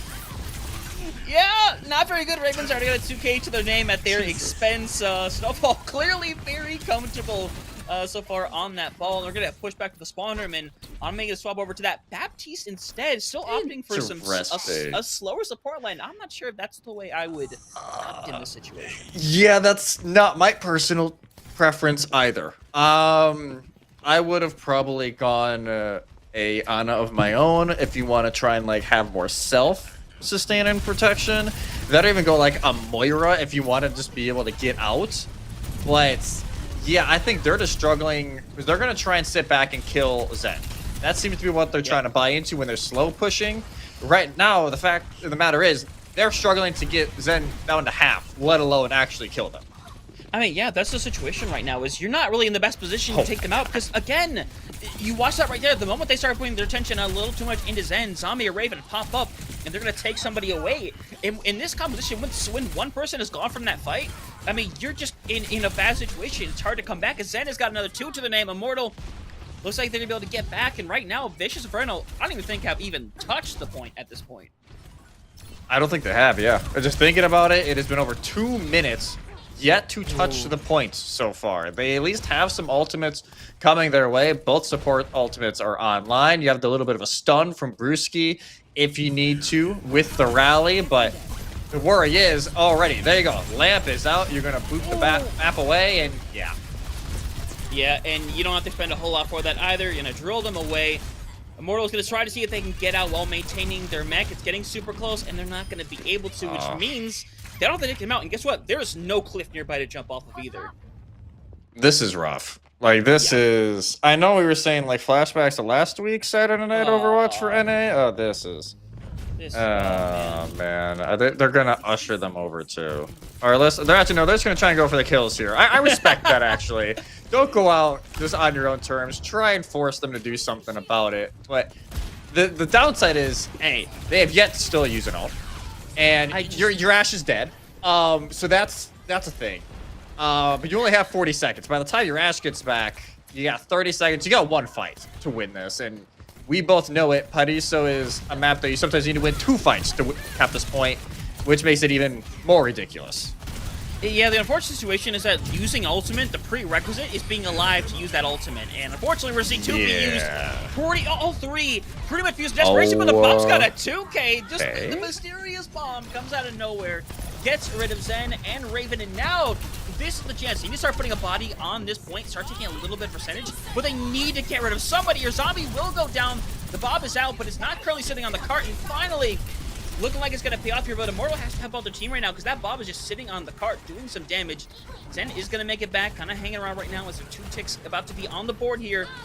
Coming back one after another. The rally going to be used right here, but someone needs to be found here because a retouch needs to be found, and hopefully they're going to manage to get it. Going to get knocked away a little bit. They're not going to make it back. Point. Going to go over to Vicious Inferno. Finally going to get themselves some room to breathe. Oh, I got to know where that Diva Bomb was. I gotta know where that bomb was and how that got to, because it seemed like this side of the map was done. All of a sudden, finds 2 picks. They push in from there. They do a great job making sure, hey, we're getting Zombie, even though, yes, the bomb goes down. We're getting Eevee. Yes, Young Teggy stays alive, but the rally doesn't get a whole lot. They put a lot of damage into Zen where they're not able to get back in time for that last second stall. So all of a sudden, this is doable, and they're already trying to have that high ground pressure, but so far, not successful. Ooh, yeah. And, man, unfortunately, going to get bursted down immediately. Going to see another big reset here for Vicious Inferno. A little bit of a stall there. Immortal should realistically be able to make it back into the spawn doors, but now only a minute and a half. That is not a long time for this stretch, because this is a 2 or 3 fight stretch that you're going to have to win to make it to that second point checkpoint. Yeah, this map is probably one of the most grueling of the entire map pool right now. It's just because you have to win another fight and another fight. And Raven is hunting yet again. Is this indeed... Is this That's So Raven? We'll find out. It's a staring competition at this point. They just don't want it to get... And it's going to go down. And that's exactly what they didn't want to happen. And it happened anyways. There's a bomb out right now. Not going to find anybody this time around, but it's a 5v5 situation. Everyone in a room. Zen, again, going to bite out a little more than they can chew with a minute left on the clock. Zombie going to try to get out of there with their life. Vicious Inferno need to focus on getting this cart moving a little bit because they need to put themselves on a good territory because that Bob is going to be so much more impactful if they can get out in the open. Yeah, if they can get that cart to the end here, that is going to be so much better because, again, it is so more wide open, you were maybe going to be able to get some damage onto Eevee, onto Young Teddy, and Teggy in the back line. And they are countering Zen a little bit better now. Lamp is down, though, and that could solve trouble. Yeah, Mortal might get necked out of the mech, and they 100% are going to. Now they're just going all in with this fight, because unfortunately, they don't have much of an option in this situation. Immortal is going to get taken out, and now versus Inferno, they have a slight option to take like a soft reset here if Rail's going to be able to survive. They won't, but still a retouch is possible, but you might have to extend the Bob just to do it. Yeah, at this point, this is just rough, and the Bob isn't going to make it to points. Yeah, there's a sleep right now into Immortal right now. Bob's going to get thrown just for a little bit of funsies. They're going to get stopped. Just barely not going to touch that point. A little before the second checkpoint. But let me tell you, when it comes to Paraiso, that is not a far distance to go. Especially when you didn't get into that little open courtyard area. That is going to be a little difficult to try to pull off. I honestly, like you said, it's not bad. Considering what we were at phase, timer was down.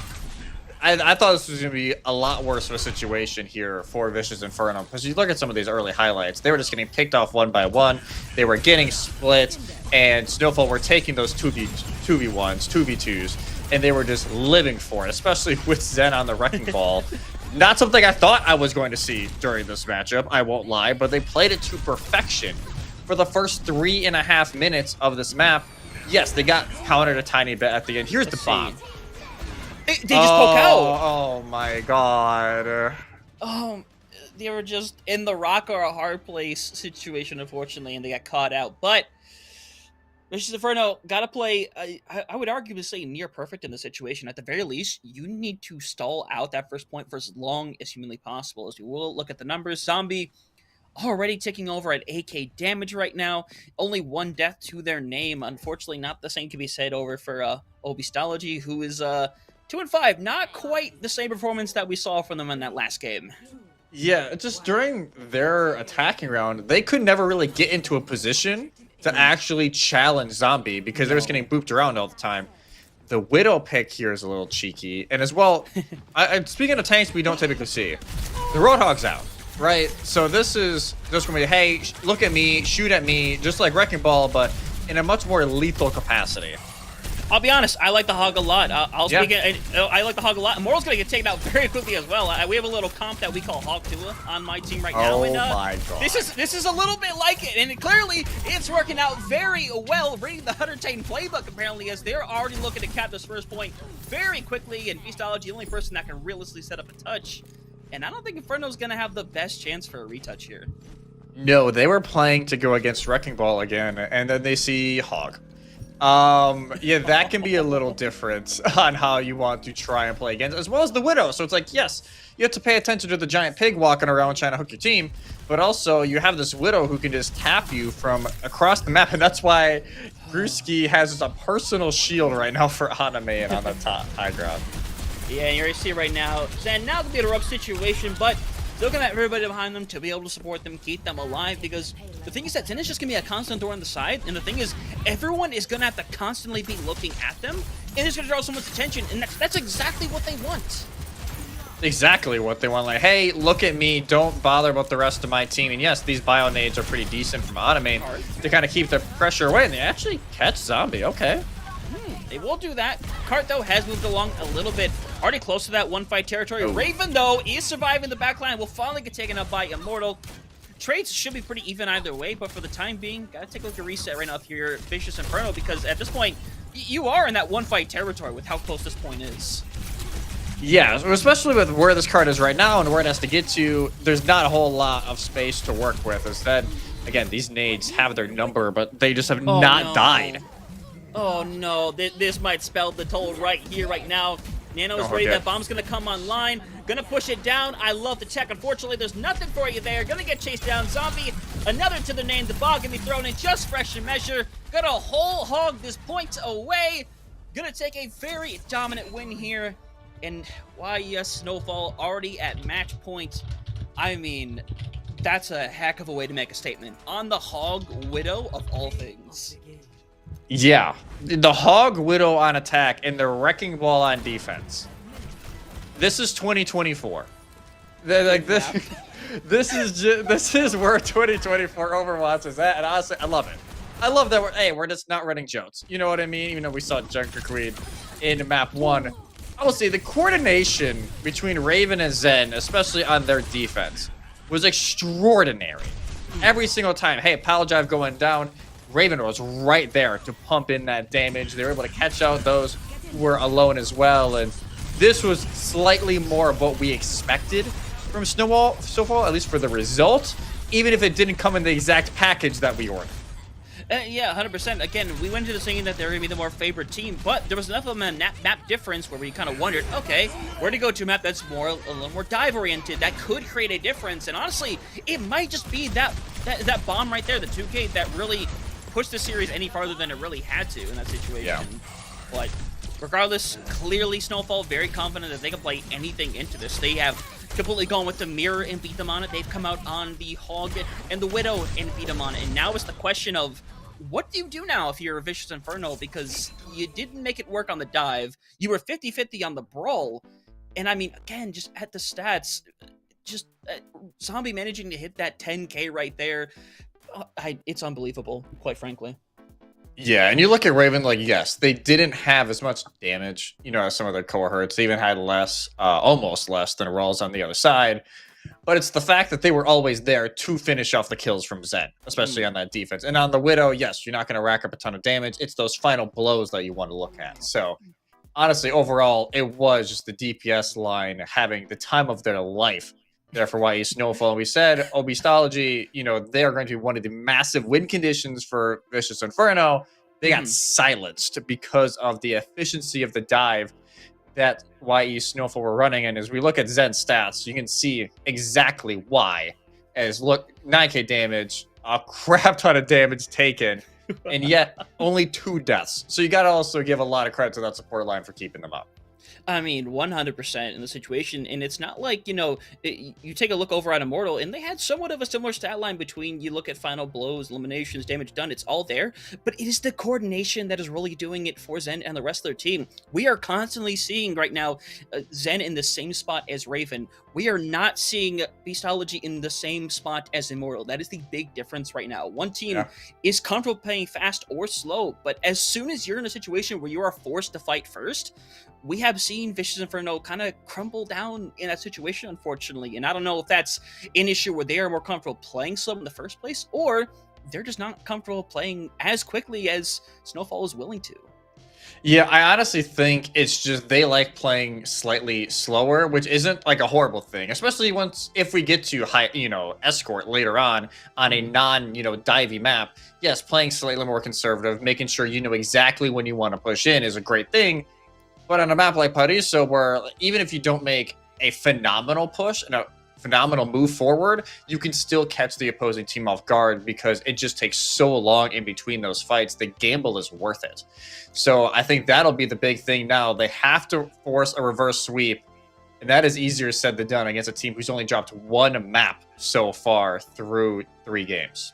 Yeah, it's going to be really difficult, but the bright side is they are going to have a little break to be able to do so. Give you time to work out those nerves. You will be able to go to a more brawl-oriented map as well, so back to that 50-50 style, but are we going to potentially see the start of a reverse sweep or a Snowfall? Going to make it a quick knife for us. We'll find out on the other side of this break.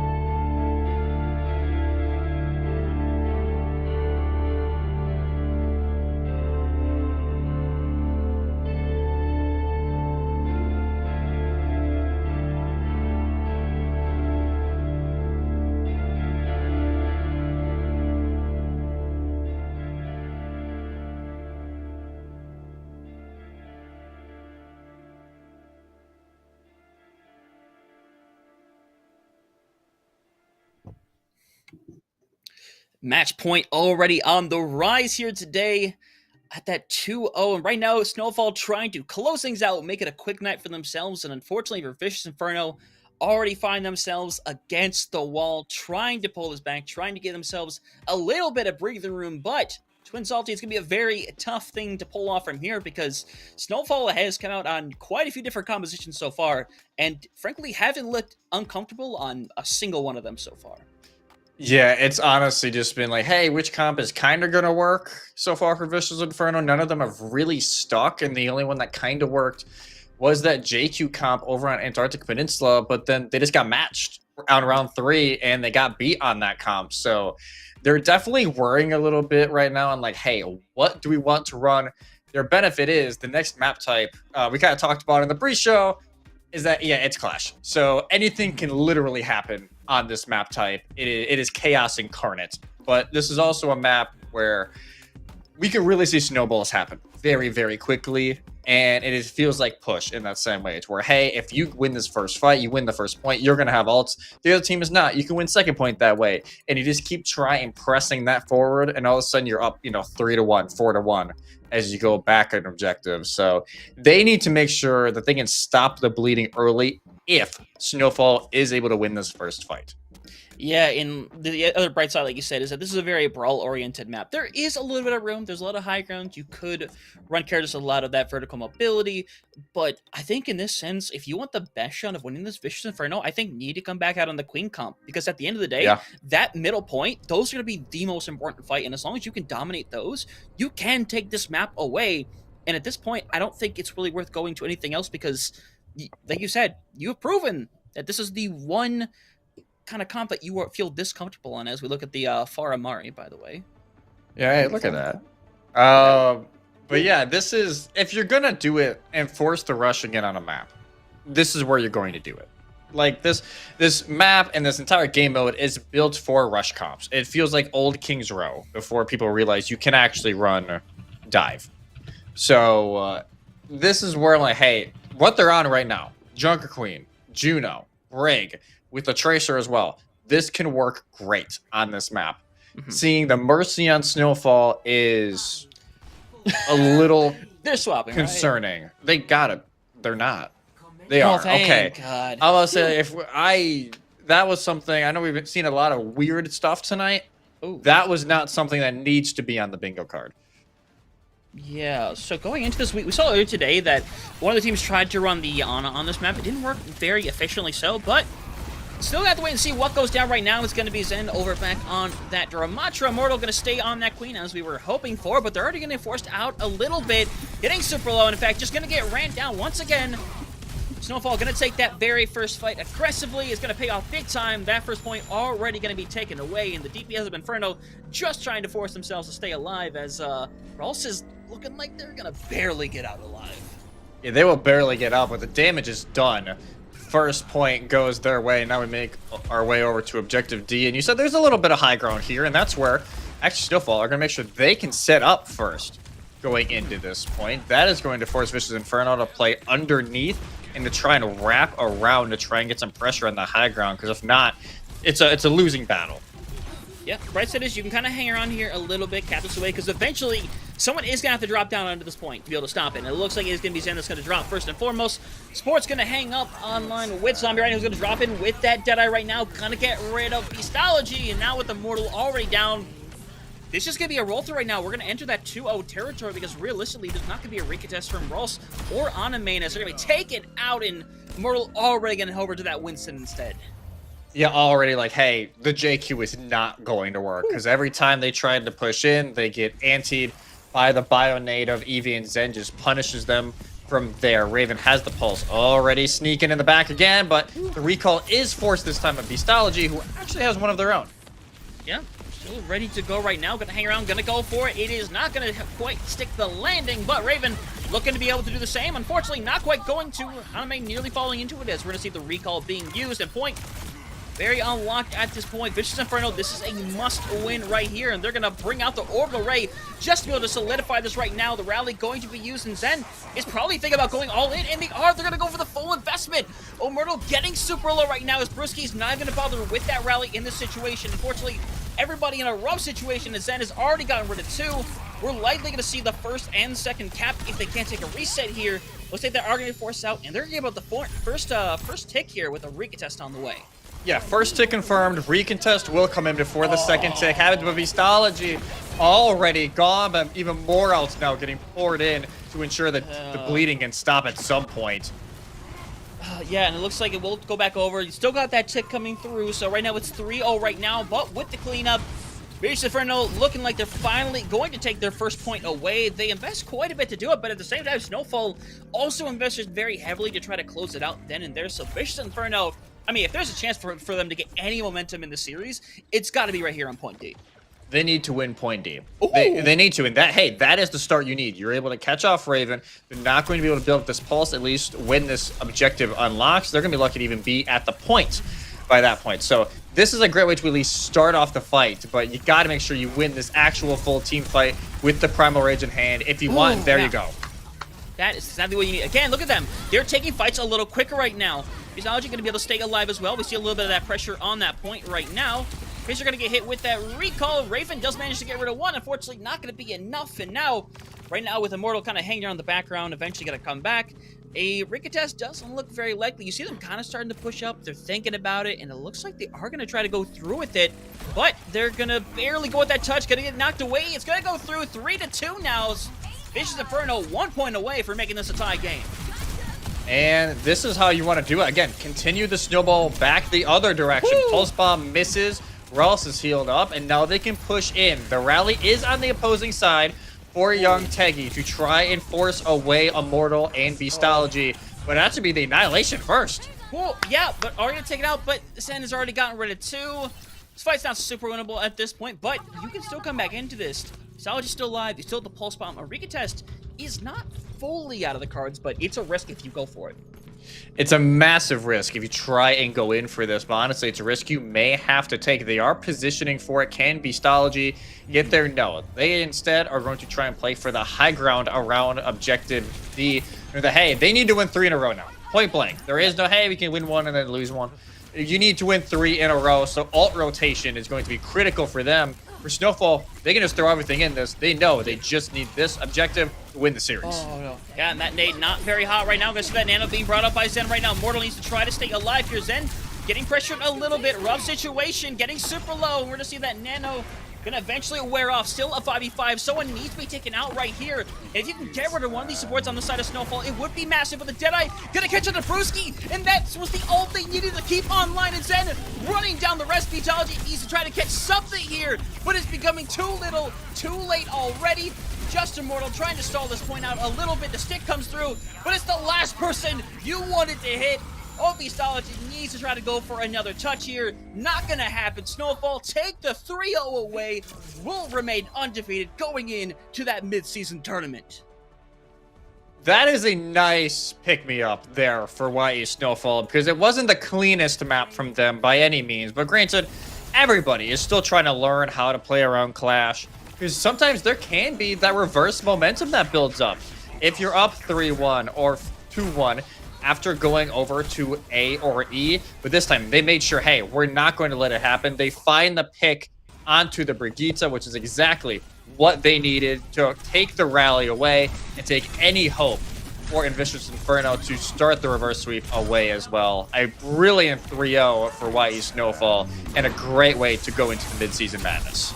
I mean, 100% and well, and being undefeated, this is going to lock in that top 2 for them. In fact, realistically, I think it might just lock in that top seed entirely. Again, they've only dropped the 1 map, and the only other team that is undefeated currently does have a bye currently. Well, had a bye, so it's not as strong of a quote-unquote win. But again, we just look at this big play, and we saw great things from Immortal, by the way. I think this Winston, honestly, extremely comfortable for them. Obeisiology came back in this one, was really contesting Raven. Just Zen was literally running down this backline every single opportunity they got, and unfortunately, they let it happen more often than not. Right here, just literally pounding away as much as they openly please, and just, you can't have that in this situation. You need to play faster and not get out-rotated. That is worst case scenario for you. Yeah, you cannot allow that to happen. Right, like point blank, you cannot allow that to happen. And Zen just running on forward. Only 1 death during that map and 9,000 damage in a map that was, what, maybe 5 or 6 minutes long.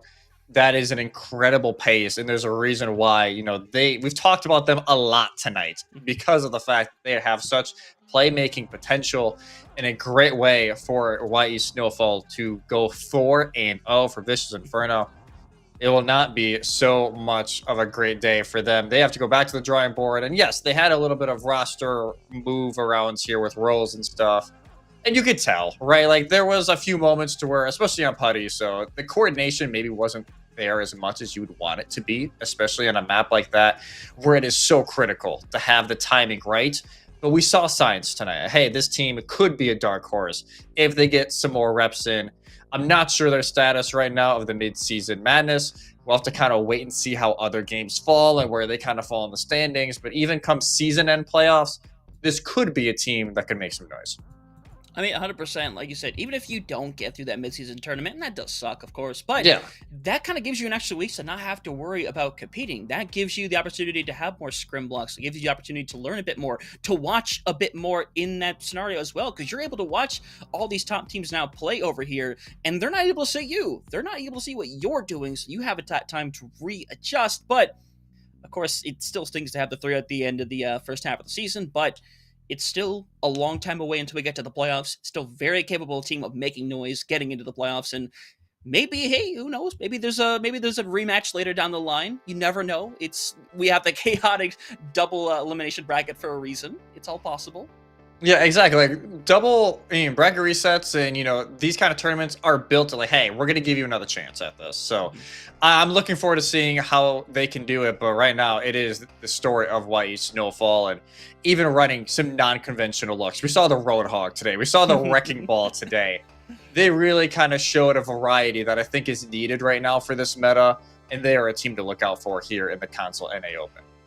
Yep, 100%. And of course, we may have an opportunity to talk to somebody from YE Snowfall. But before anything, we are going to go to a quick break, get everything set up, because you don't want to miss it, because after that interview, we are going to break things down with the desk. So make sure you stick around.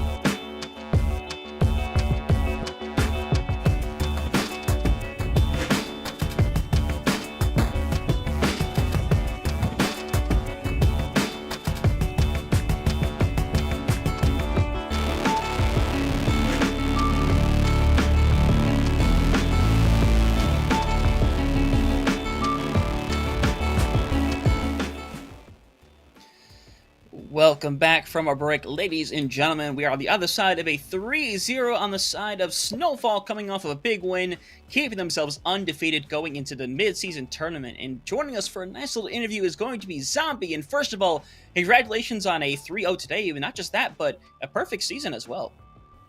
Yeah, thank you. We're doing really fine. For now, we're undefeated, so we're happy for that. We're doing our best, and we want to continue on this path. Yeah. Sorry, I cut you off, Hunter. Oh, classic NA interviews. Let's go. Classic NA prod. But first of all, again, you guys kind of go through this. You only end up dropping one map throughout the entirety of this first stage. So one thing I want to know is what that confidence is like for your team right now, going in 4-0, have a map diff, I believe, of 11 now going into this. So what's that confident level like going into that mid-season tournament? I mean, we're quite confident. Also, as the last interview we said, I did. As I also said, we're gonna take some very tough teams, but we're quite confident. So I'm sure we can be very, very like dangerous for other teams and even win the series. So I mean, we will see, but we're quite confident for now. Yeah, that confidence definitely showed today. You guys had some interesting looks. I'll put it that way. We saw the Roadhog and Wrecking Ball come out on Putty, so I gotta ask, are those something that you guys have played a lot of? Is that something you just felt in the moment you wanted to bring out? What was kind of the thought process going through that? I would say it's a mix of those two because between us we're kind of coordinated because Zen was coordinated with Raven on the target to jump. They were coming, all of that. So we're kind of prepared in our own ways in what we have to do. For the Hog, I don't know honestly for Zen, but it was still a nice pick, I guess. Well, I mean, against D.Va, you can just soak the D.Va and the D.Va just dies most of the time. So even if he's on Paraiso, so we're kind of prepared on that also in our own way. Yeah, it definitely kind of left your own mark on the series. And I gotta ask, obviously, mid-season tournament coming up soon. Are there any other teams that you guys are kind of looking at right now? Like, hey, we got to make sure we're prepared, we're on our A game if we go against them in that mid-season tournament. Yeah, the team we're looking for to go against is certainly Shirtbus for sure. Yeah, is the best team out there. I have to say that they won all the last CGL, if I'm not wrong, in any open tier. So we're very curious about what's going to happen when we're going against them. And as I said, we're very confident. We want to take the fight and see what happens. Yeah, no, makes complete sense. Yep, Shortbus still undefeated as things are. Mental Institution also undefeated. They have a golden stage, by the way. They don't drop a single map, which is very impressive to be able to pull off. But I mean, obviously, you have Shortbus kind of eventually going to be up in front of your face. That is pretty much an inevitability. It feels like that you two Titans are going to eventually clash. Yeah. So I'm going to give you an opportunity here with PG words. I will say PG. If you have some words for Shortbus or any other team you perhaps want to talk about, I mean, I'm gonna give you this opportunity right now. So, not really anyone. As I'm EU, so I don't really know most of the team or in A. So Shortbus obviously I know because they win everything. I know also other people in NA, but not really like everyone, you know. But I mean, as I said, it's gonna be a interesting match. You could always say EU is better than NA. That'd make us. No. Wait. We can talk about that. In my opinion, at the moment, NA is better than EU at the moment. Okay. All right. I'll make sure I'll let Spectron know that later on today. But of course, before we head out of here, if you want to kind of take an opportunity to thank anybody or shout anybody out, this is it's a pretty good platform to be able to do so. Not pretty much someone, but just all my teammates or the staff, the managers of Snowfall, for giving me this experience to being here playing CGL for them. Awesome. Hey, you know, we take those. We appreciate that. But of course, once again, congratulations on your big win. Go celebrate, or at this point, it's 3. Yeah, maybe go sleep instead. Maybe I should go sleep. Yeah, I sound a bit sleepy. Yeah, I know. All right. Well, you have yourself a good rest and good luck with the mid-season tournament. Thank you so much. All right, take care. Ooh. I mean, that means win salty. Hey. All I gotta say, Spectre and NA better than EU. That's, granted, Zombie could be in the minority of that as he was popping off today. But yeah, this is going to be an interesting team to follow as we kind of head into this tournament. It's like, hey, how far can they actually go? Can they actually take down Shortbus? I think that is now a matchup all of us are circulating on our calendars. Like, hey, if it does happen, that is going to be must watch because I want to see them try and bring it to Shortbus. Yes, Shortbus are the team we all know. Like, they are always going to be in that conversation. But I'm very curious to see if Snowfall can actually nudge their way through. Yeah, 100%. Because at that point, in terms of what can be done by Darker Sun and how the schedule looks, it looks like Snowfall is going to have that #1 seed within their group. So it is, again, it just feels like an inevitability. If even it doesn't happen in midseason, it's going to happen in the playoffs. But that is not today. That is probably a long while away from now. But one thing we do have right now is the desk about to come away because we have a whole 3 months of Overwatch that still need to get broken down. So let's send it on over.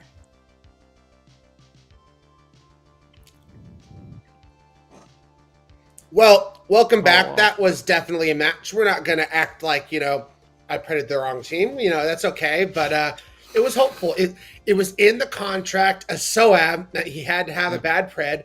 I took it for him. So that's just what it is. We're contracted to have at least one bad pred, and that's what happens. So I'm just going to go to you, Soav. What were your thoughts of that match? I would say it was about what to be expected, at least maybe in the regards to. I can't speak for Rammer, my other correct desk member here, but like it was kind of what we expected, right? You don't, you're an undefeated team. You haven't dropped a map. You're coming in.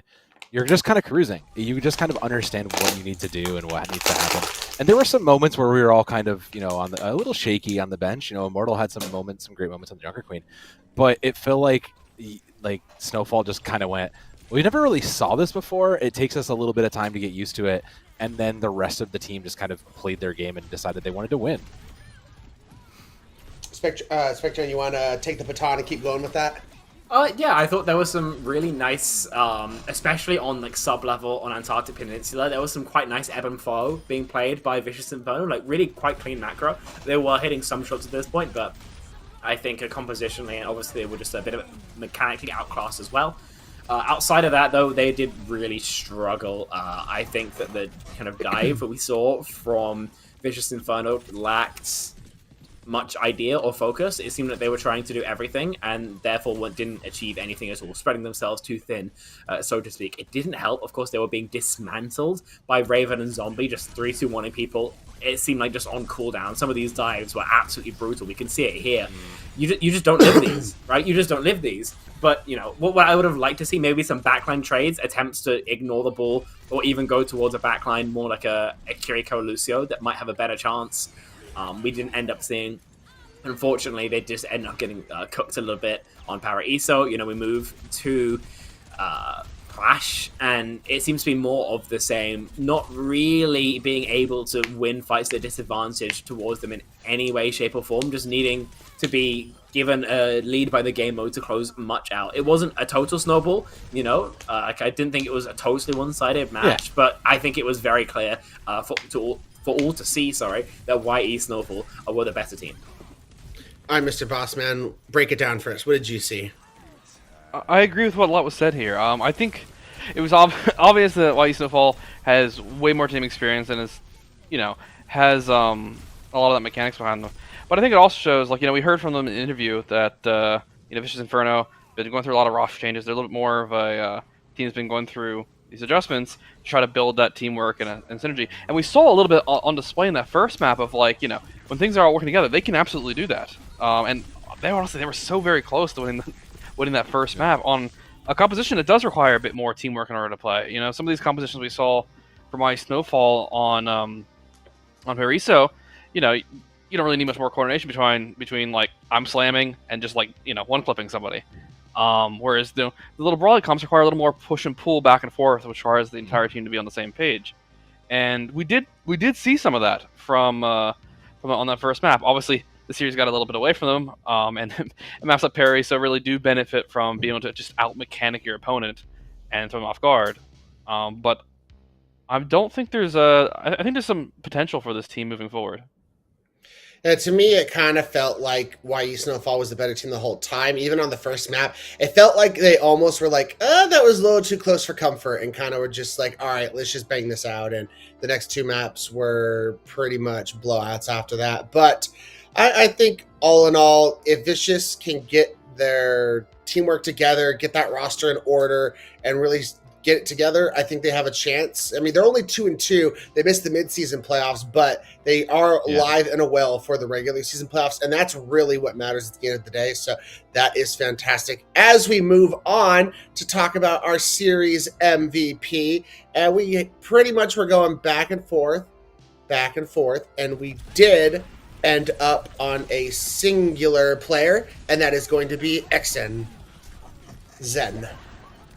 And I mean, aside from a bit of a shaky start here, maybe on the first map, but it's hard not to look at what happened on Paraiso and just say, this is the mastermind running around on ball, setting up the team for success. I will go on record and say I was pretty stringently in the zombie camp, but it's hard not to look at, how Zen was really setting up, Zombie and Raven for all the success. We always talk about the flashy DPS players. It always comes on the back of a solid support line and usually a overworked tank like Zen. So they definitely earned this in that regard. Did they start flipping you over whenever the Roadhog gameplay came out? Yeah. What was your favorite? I was sold Headhammer? as soon as we saw the Wrecking Ball. I can't lie. Love that hero. Yeah, you were playing music in the background of Wish I Was a yeah. Ball. Classic. What was your favorite moment of Zen's performance, Headrammer? Honestly, for me, it was the Wrecking Ball gameplay as well. I mean, despite how much I dislike playing against Wrecking Ball, I really like watching really good Wrecking Ball play. I mean, it's some of the mechanics those players can do with their, wisping around the map, just, doing 360 no scopes across people on the field, while you have just great synchronization with your DPS. That is really satisfying to watch, and also not trivial to do. Couldn't agree with you more. Spectreon, I mean, great performance from Zen. What really drove the point home about him getting MVP? Like I said, I was super sold when I saw the Wrecking Ball originally, but the uptime that we were seeing out of the ball was actually mind-boggling on Paraíso. I think there was about a 3-minute period where they were essentially just spawn camping, Raven and Zen, just constantly slamming, and on Tracer, it doesn't matter how good you are. You could be Kevster playing against Platts. Your hero simply can't do that. You need the help of a Zen. You need the follow-up. And that was that kind of sold me. But it was just like cemented by their continued performance. We saw the Roadhog for good measure. Obviously, the Ramattra we saw at the end there was incredibly clean as well. Some really well-timed annihilations, some great multi-kills. And of course, the space that you're taking as well really just stood head and shoulders above the rest. Of course, we got to take a moment. We were, always debating with the DPS between Zen. Raven and Zombie both had fantastic performances. Personally, Raven was my second pick. I thought that was also fantastic FDPS play. Again, you need the second half of the duo. You need the Tracer following up on Zen slams, and that was done to perfection. Some of those recall repositions were absolutely mind-boggling to me. And Zombie as well, I mean, was Sir's pick for great reason, just ripping heads time and time again, but there can only be one MVP. Yeah, I mean, the entire team of YE did absolutely incredible. And, I mean, shout-outs to Zen for an incredible performance. With that, we're going to go ahead and remind you about what we saw today on SNO. It started, as we took a leap across the pond over to the EU side.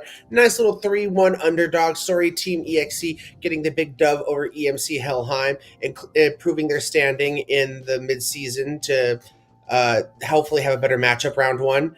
And then, I mean, you just witnessed what happened. YE Snowfall was basically showing why they're the number 1 seed in the second bracket. So we're going to have to see how that goes, as for the mid-season, the top 4 teams will be combining together. So very interested to see how that is going to go.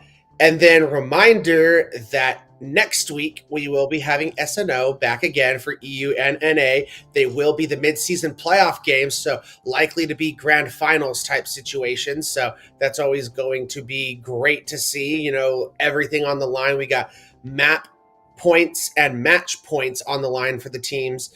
So that's always great. What are you guys looking most forward to next week? Honestly, I just want to see someone get upset. I want to see a top team just fall. Yeah.